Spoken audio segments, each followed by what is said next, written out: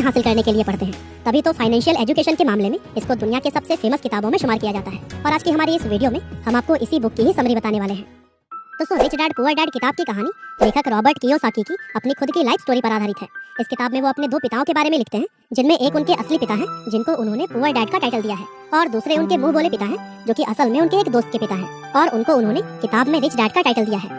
दरअसल उनके असली पिता बहुत ही ज्यादा पढ़े लिखे और हार्ड वर्किंग इंसान हैं, जो कि पेशे से एक टीचर होने के साथ ही फाइनेंशियली काफी कमजोर है।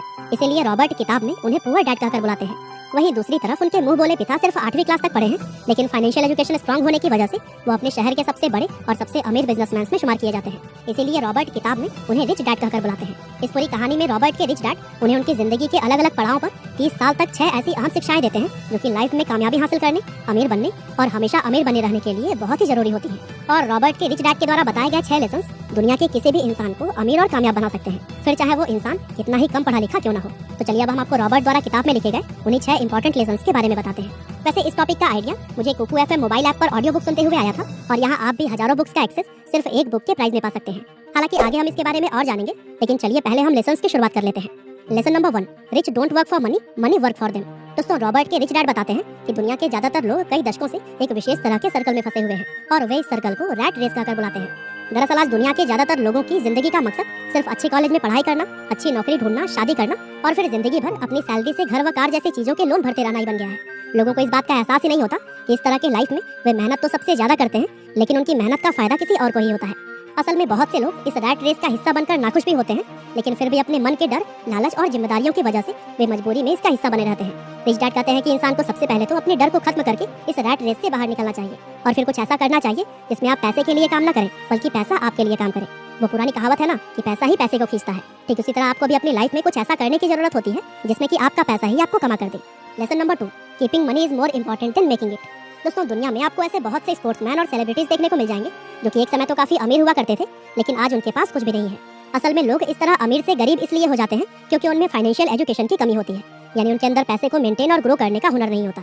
रिच डैड इस फाइनेंशियल इलिटरेसी का एग्जांपल देते हुए कहते हैं कि पूरी दुनिया में घर एक एसेट्स माना जाता है, जबकि उनके अनुसार घर कोई एसेट्स नहीं बल्कि एक लायबिलिटी होता है, क्योंकि एसेट्स तो वो होता है जो आपके पैसे को समय के साथ साथ और भी ज्यादा बढ़ा देता है, जबकि घर के मामले में आपको कई साल तक उसकी ईएमआई और लोन चुकानी पड़ती है, जिसके चलते आपकी जेब में पैसा आता नहीं बल्कि सिर्फ जाता है। यानी कि रिच डैड सिर्फ उन चीजों को एसेट्स मानते हैं जो कि आपको घर बैठे पैसा कमा कर देती है। वे कहते हैं कि अमीर बनने के लिए सिर्फ पैसा कमाना ही काफी नहीं होता, बल्कि पैसे को कमाकर उसको मेंटेन और ग्रो कैसे किया जाए ये सीखना सबसे ज्यादा इंपॉर्टेंट होता है। वेल, लेसन नंबर 3 पे बढ़े उससे पहले हम आपको बताना चाहते हैं, कुकू एफएम ऐप के अंदर आप हर दिन 1 रुपए से भी कम खर्च करके हजारों ऑडियो बुक समरीज, पॉडकास्ट और स्टोरीज जैसे कंटेंट का एक्सेस पा सकते हैं। और सिर्फ रिच डैड पुअर डैड ही नहीं, बल्कि चाणक्य नीति, नेपोलियन हिल का good as gold, think and grow rich, Swami Vivekananda और habit to change your life जैसे टॉप ऑडियो बुक्स भी यहाँ पर आपको मिल जाएंगे, और हर बुक को इस ऐप में इन डेप्थ एक्सप्लेन किया गया है। साथ ही बुक्स को सुनने के बाद से अपने गोल पर फोकस रहने के लिए आपको कुकू एफएम के ऑडियो कोर्सेज को भी जरूर सुनना चाहिए। Lesson number 3, get in your business along with your job. दोस्तों, दुनिया में जब किसी इंसान को उसकी पसंदीदा जॉब मिलती है तो वो पूरी जिंदगी उसी को करने का मन बना लेता है, और फिर बिना कुछ सोचे समझे अपनी पूरी लाइफ वह उसी जॉब को करने में बिता देता है। रिच डैड कहते हैं कि दुनिया का कोई भी इंसान अगर चाहे तो अपनी जॉब के साथ ही वो कोई दूसरा काम भी कर सकता है, और बिना अपनी जॉब को छोड़े वो एक नए बिजनेस एम्पायर का किंग बन सकता है। अब इस बात को समझने के लिए हम दुनिया की सबसे बड़ी फास्ट फूड चेन मैकडॉनल्ड्स के फाउंडर रे क्रॉक का एग्जांपल ले लेते हैं। अगर हम लोगों में से किसी से भी यह सवाल पूछा जाए कि रे क्रॉक किस बिजनेस से पैसा कमाते हैं, तो फिर हम लोगों में से सभी लोगों का यह जवाब होगा कि फास्ट फूड बिजनेस से।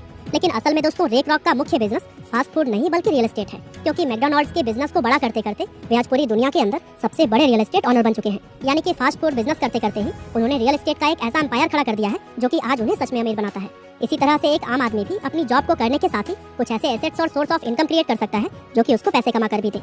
और दोस्तों, इसके लिए राइटर के द्वारा कुछ एग्जांपल भी दिए गए हैं, जिनमें कि बिजनेस शुरू करना, स्टॉक मार्केट में इन्वेस्ट करना, रियल एस्टेट में पैसा लगाना और मुनाफा देने वाली प्रॉपर्टीज को खरीदना शामिल है। इनमें से कोई भी एक तरीका अपनाकर आप अपने लिए एक नई सोर्स ऑफ इनकम बना सकते हैं। यहाँ तक कि रिच डैड तो हर एक व्यक्ति को ऐसा करने की सलाह देते हैं, क्योंकि ऐसा करने पर ही इंसान सच में अमीर बनता है। Lesson number 4, taxes are for only middle class and poors. दोस्तों, इस लेसन में रिच डैड टैक्स की हिस्ट्री बताते हुए यह कहते हैं कि टैक्स असल में अमीर और गरीब के बीच मौजूद फर्क को खत्म करने के लिए बनाया गया एक सिस्टम था। यानी शुरुआत में सिर्फ अमीर लोगों पर ही टैक्स लगता था, और फिर टैक्स के उन पैसों को गरीबों की सुविधाओं में खर्च किया जाता था।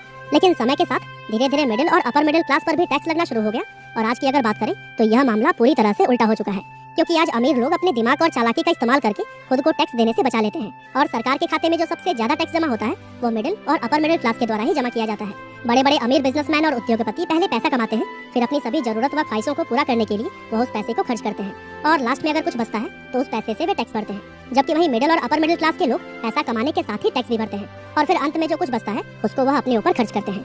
Lesson number 5, the rich invest money. दोस्तों, Jeff Bezos, Bill Gates, Mark Zuckerberg, Elon Musk और भारत की अगर बात करें तो धीरूभाई अंबानी, शिव नडार और अजीम प्रेम जी, ये कुछ ऐसे नाम हैं जो कि दुनिया के अंदर एक ऐसा बिजनेस या फिर कहें कि ऐसा आइडिया लेकर आए जिसके बारे में इनसे पहले किसी ने भी नहीं सोचा था और अपने उसी रिवोल्यूशनरी आइडिया से इन लोगों ने पैसे को इन्वेंट किया है। इससे पहले कि मार्केट में मौजूद किसी भी अवसर को कोई और व्यक्ति ढूंढ पाता, इन लोगों ने उस अवसर को खोजा और उस पर तुरंत ही एक्शन लिया। इसीलिए कहा जाता है कि इन लोगों ने पैसा कमाया नहीं बल्कि उसको इन्वेंट किया, क्योंकि ये दुनिया में उन चीजों को लेकर आए जो कि यहाँ पहले से मौजूद नहीं थी। इसी तरह आपको भी सिर्फ पैसा कमाने के बारे में नहीं बल्कि पैसे को इन्वेंट करने के बारे में भी सोचना चाहिए। Lesson number 6, rich learns all the time and know how to sell their ideas. दोस्तों, अमेरिका में न जाने कितने ऐसे लोग मौजूद हैं जो कि मैकडॉनल्ड्स के ही प्राइस में उससे कहीं ज्यादा बेहतर बर्गर बनाकर बेचते हैं, लेकिन